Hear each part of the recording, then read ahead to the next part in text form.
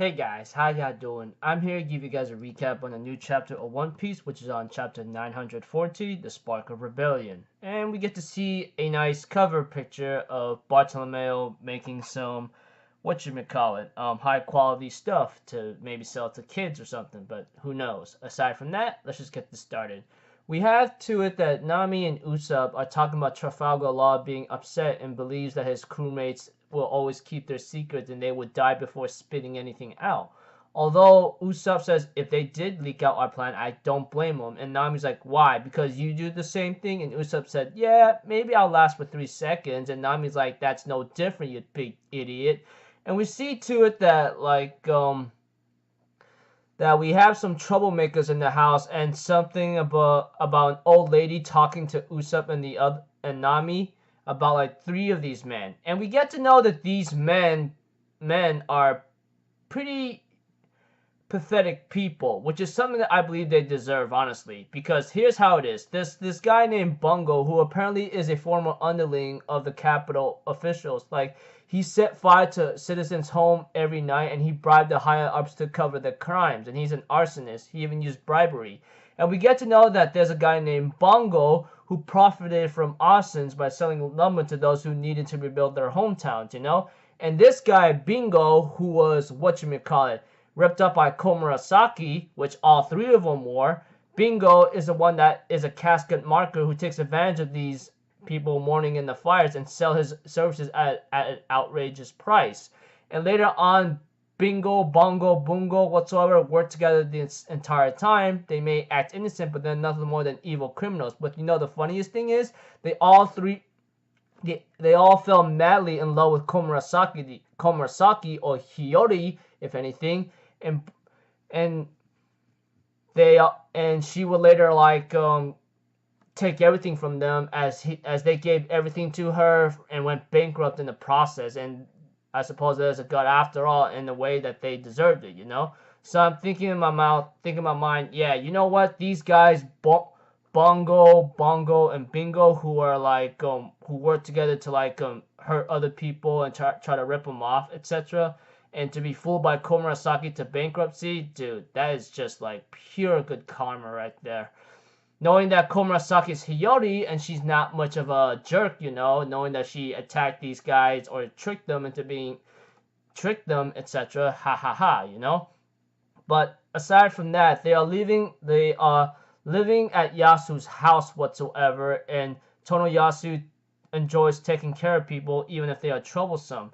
And we get to know that Tonoyasu ends up talking to Sanji, Frankie, and Kanjuro, and that ninja girl, which I forgot her name whatsoever, says, so, this made us aware of the final battle, you know. You could have at least said that this was a prank, but aside from that, if you guys are gonna fight or something, tell Kinemon that I'll absolutely fight alongside you, you know.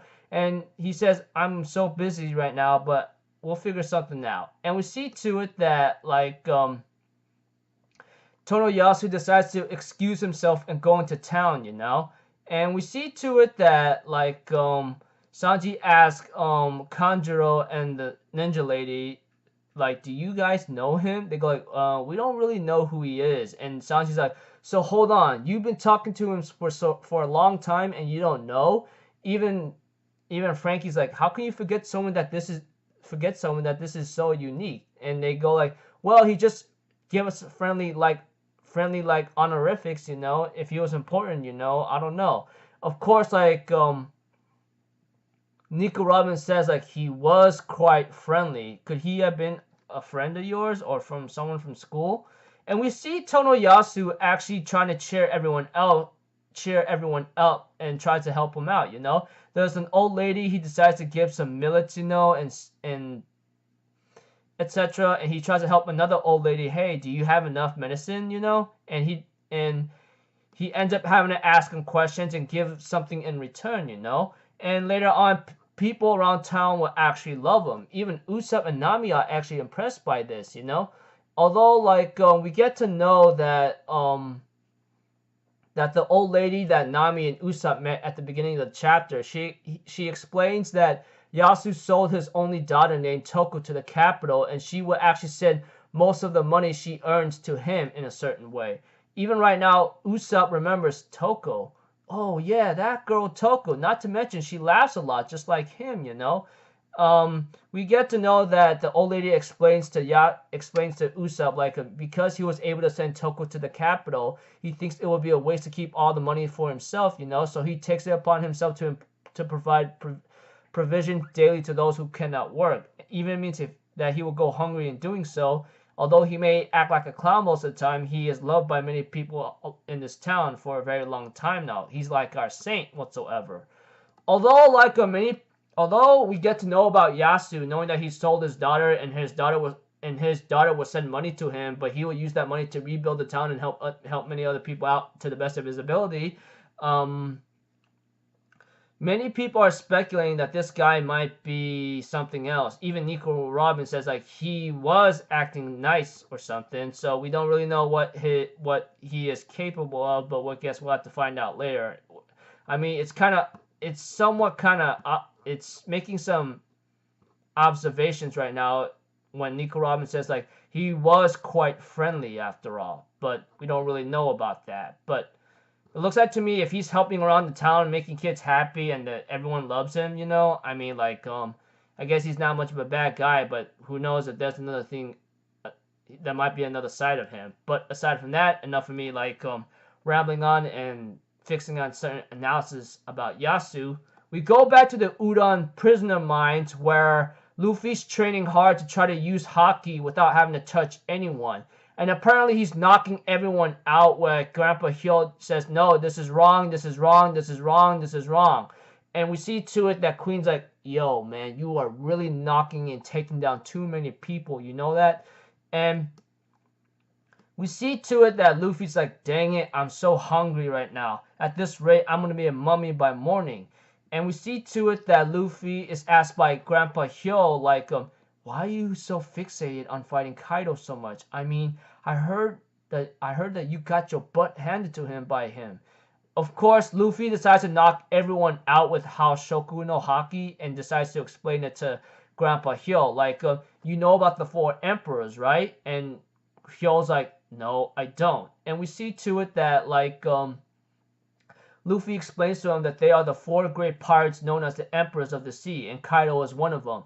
If I'm going to be Pirate King, I have to beat them all, which is something that I actually appreciate. I mean, in order to become Pirate King, you gotta take down these Yonko, but you can't do it alone. You gotta have a lot of friends or allies to find a way how to knock this to take them down. I mean, think about that time in Big Mom's territory, and now Luffy's in Kaido's territory, and guess what? He got one-shotted by the guy. So it's not going to be as simple. But aside from that, we see to it that Hyo actually knows about Gold Roger, which Luffy asks, you know of Gold Roger? He goes yeah, a long time ago. He came to this land and Kinemon told me about it. And he goes you know about Kinemon? And we see to it that Caribou along with Raizo shows up randomly. And we see to it that Raizo ends up talking to Grandpa Hyo about this, seeing how they travel 20 years through time from Wano country to the past. And Raizo explained it's because of the demonic powers of Lady Toki. And we see to it that Luffy argues with Caribou, goes how in the hell did Raizo get his key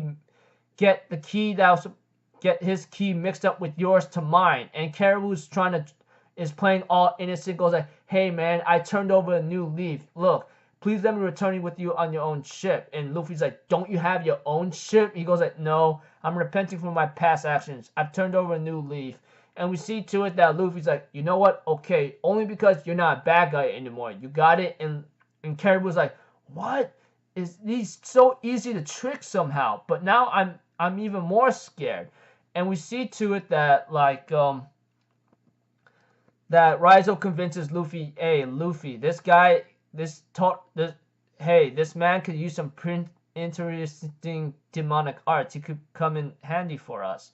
And we see to it that Hyogoro, Grandpa Hyo, is actually very happy to see that the Red Scabbards are around and Lord Orden's son is still alive, and that means the Spark of Rebellion has yet to be extinguished. And and we see to it that Grandpa Hyo asks hey, please let me be of service to you. I do not know what I can do to help, but I could be of service to you. And we see to it that Raizo convinces Luffy, hey man, this guy, he actually used to be the boss of the head of Yakuza. He could come in hand, he could help us out. And we see to it that Luffy's like, whoa, you're that amazing, Gramps? That's really cool. And we see to it that Grandpa Hyo explains like, let me tell you something about the allies you're trying to gather. But you know, you ending up in Uda might be some kind of fate, because there are 4 areas here in the prisoner mines that are just as big as this place, you know? And there are tens of thousands of prisoners here in Udon, but not everyone here is a typical murderer or thief. The crime that most prisoners here have committed is rebellion against Orochi. And we see to it that Raizo's like, hold on, then that's a big blind spot. And we see to it that Grandpa Hyo is like, exactly. All the anger in this prison right now is festering here, wanting to take down Kaido or Orochi once and for all. There's a bunch of former Yakuza bosses who supported the Wano country from the shadows, and everyone is here to this day. If I speak on your behalf, I am pretty sure I am able to have them fight in the name of Kozuki. But also, I am aware of this. We have to get that person out of that cell, which Raizo explained, I know. I've spoken with little Kawamatsu. He is the one person that we need to break out at all costs. And we do not know what he looks like exactly, but if Raizo says that we need to break out this guy, not to mention we hear about Kawamatsu from Hiyori, Momonosuke's sister, which she is like over 20 years older, if anything. Yeah, if Kawamatsu is that powerful, then I really want to see him in action, dude. Not to mention Luffy's like, hey, if we destroy this place, we gain a lot of allies, right? But Raizo's like, yo, Luffy, keep it down. It won't be that simple. And back in the Udon Wastelands, we get to know that Big Mom is getting closer to the prisoner mines. Even Chopper's worried right now. I'm thinking about mine. Oh no. Not to mention we get to hear Big Mom, I'm hungry, I'm so sleepy, I'm hungry and sleepy. Are we near Oshikuru place yet? Okiku and Croco Shark is really tired, you know, etc. I'm thinking about mine. Oh no, this ain't gonna be good, because you know Big Mom's gonna destroy the prison somehow, and Luffy is gonna go like, what the hell is she doing here? And who knows what. Man, this is gonna be very troubling. Very, very troubling. But, you know, sometimes it may have to be this way, because Luffy can't take down Kaido, and Big Mom is one of the 4 emperors that could possibly go toe-to-toe with Kaido or go par with him. And Kaido does not know Big Mom is in his land right now. Not to mention the Big Mom pirates are still out there in their freaking like mighty Big Mom Chanticleer whatsoever. And yeah, don't know what's bound to happen next. But one thing for sure, if Luffy and the others destroy this prison, they will gain thousands of allies that rebelled against Orochi, and they will love to join. So until then, I will see you guys in the next video. I'm Alpha Zero, people. Have a good day, and I'll see you guys next time, right? Peace out. Bye-bye. Toot-toot-toot!